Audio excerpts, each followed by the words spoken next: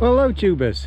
Today we're at another job of my mates, and up here we've got a forwarder, so we're going to go up and have a look at this new machine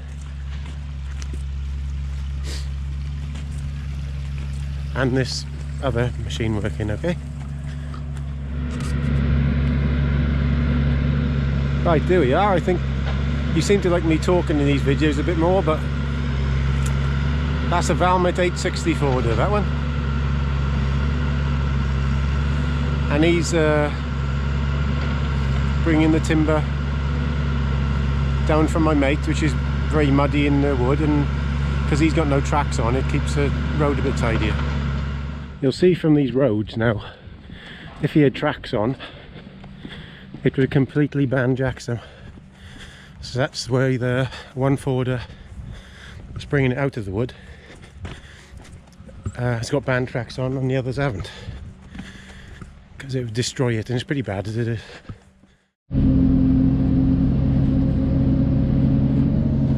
What's this thing, Lumper? Biffalo? A buffalo? Biffalo. A buffalo? Biffalo. By Christ, she's doing well to get up here. Could be in the seats, you know. Yeah, it's in one of your flat land jobs, that's for sure. We haven't put the diffs in yet, so we're right. Oh, yeah? No. So you climb somewhere, don't you? So what's the crane on this? And you would tell me it's, instead of a triple extender, it's a double extender. Single extender. Single extender. K100. It's a crane off an elephant, but it's a single extender. And that's got the pipes on the outside to boom. Yeah. Instead of the inside, right? Easier to change them. Easier to change them. Twice the power. So right, power extreme, as we need. What's the grab? A good, didn't look like a massive grab. Oh. For you? No. I couldn't get the big one. Couldn't you? It's a handy size grab. Yeah, she seems to be gripping these small ones, alright?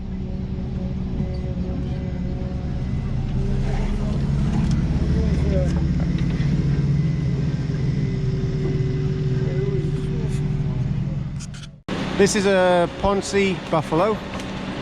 It's brand new, it's only about 2 weeks old. And as my mate said, he's got a single extender boom instead of a double extender boom. It's off a Ponsse Elephant.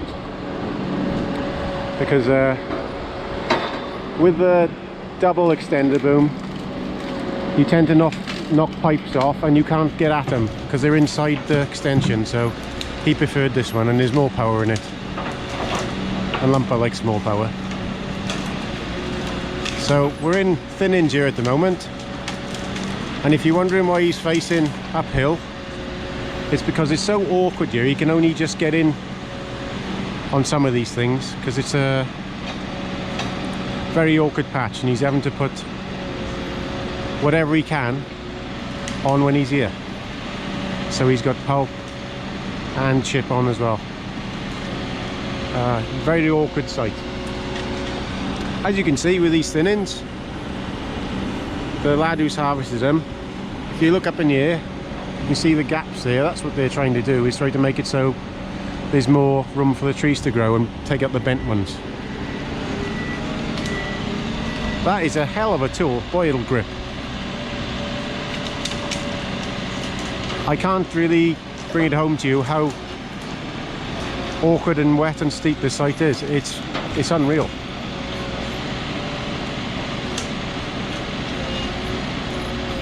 And he isn't using a diff lock a lot on this.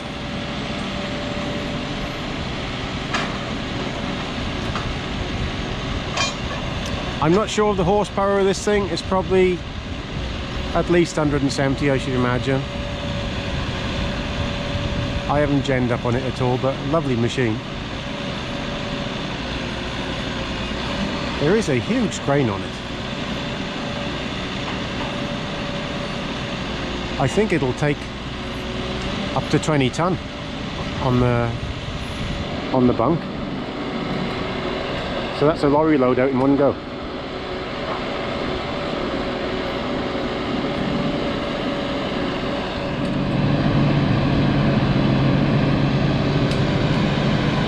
This is a job to explain how big these machines are when you stood next to them. Them tyres, they don't look a lot, but they're up to my shoulders.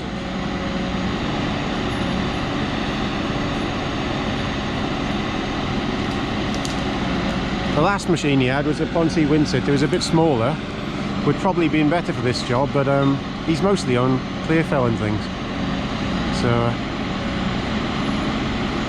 they're taking, like I told you before, they're taking 2 rows out where the machine is and then leaving about 7 or 8 in between, because if you take too much out, it'll blow, the trees will blow down afterwards. Well, my mate is very pleased with this ponsse, and he likes to grump a lot, and if he's pleased with it, it must be a good tool. To be fair to the lad, he's done a tidy job harvesting this. I think the lad that harvested it was the one I did on the last video with the scorpion, ponsse scorpion.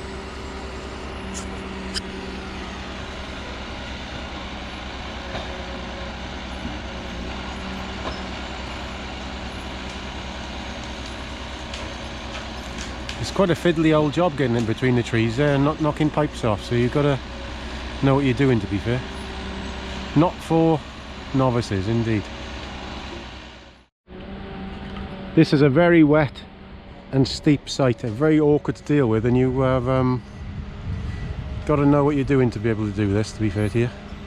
He's got 3 different sizes on that forwarder, so he's got stakes on the bottom, 2 bunks of different sizes, and logs chucked to the one side as well, so then he doesn't have to go up there again then. And then he'll take this down to that other forwarder I showed you at the start, and they'll take it down to the road. You can see how sticky it is there now.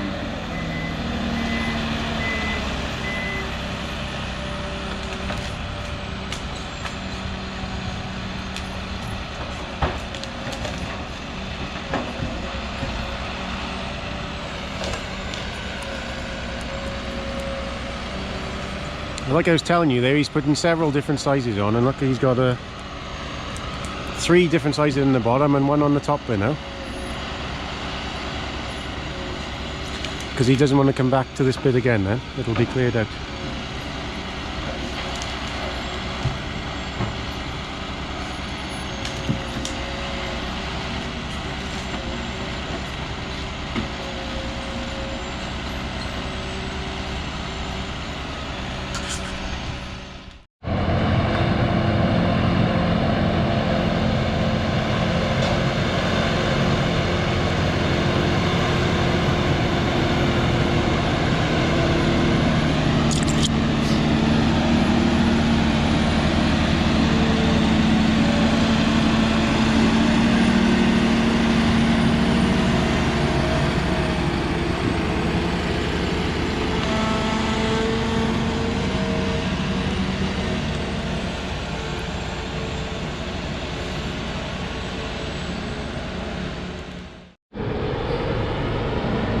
Like I said, this camera doesn't do it justice how steep this is, yeah?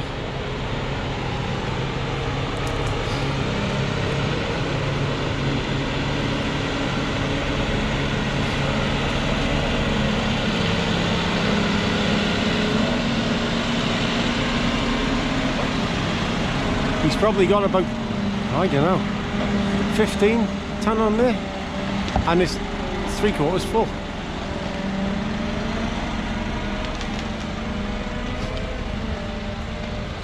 The old tool is doing brilliantly to even get up here.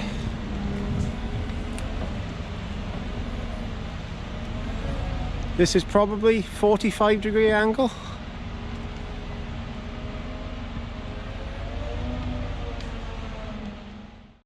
Well, this is of interest to some guys who are already on the timber and drive these machines. It's so wet here, my mate has had to come in with the forwarder after and take all the brash out to put on the brash mat, which, as those of you who drive a forwarder know, that is not easy in thin-ins, because you have to reverse up and do it over the back, or drive up and do it over the front. It's a twat of a job. He's actually cleaned out the brash out of these as well, and these are steep. Like I said, it doesn't do it justice here. That is steep there. That is 45 degree at least.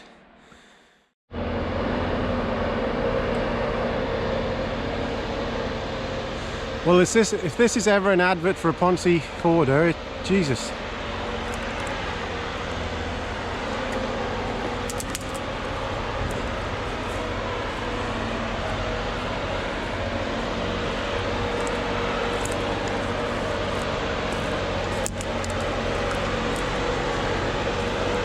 It isn't. I'm not.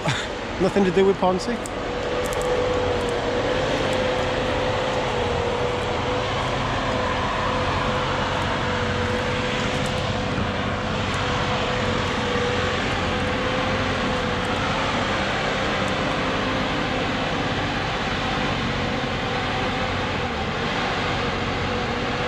He's not got any diff lock-in going up there as well.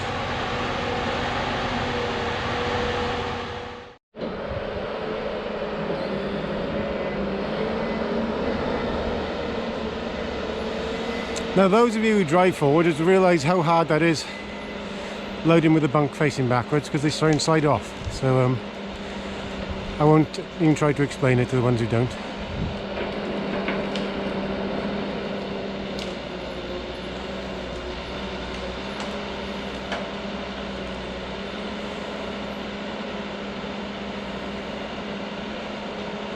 This is what I used to do. I used to drive a 810 forwarder, timberjack, and used to cut it as well with a harvester for about, oh, I don't know,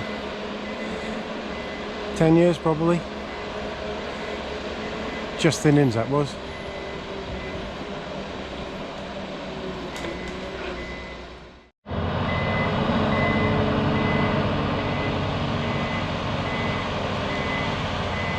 That is how slippery it is.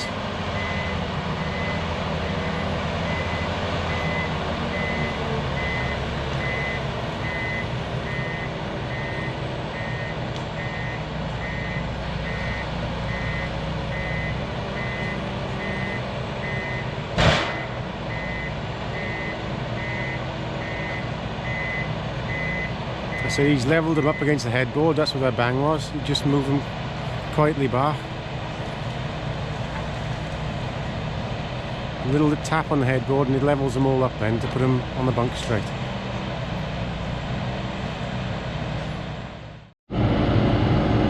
Yeah, that's how awkward it is in thin-ins, because you've got the trees in the way, see? It's not like your simulator. And your machine isn't slipping sideways while you're driving.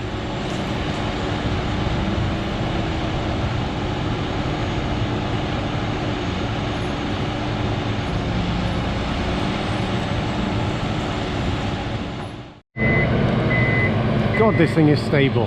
It isn't budging. And he moves the crane, look, it hardly moves. You've got a centre lock that comes in automatically when you put the brake. You take your foot off the pedal.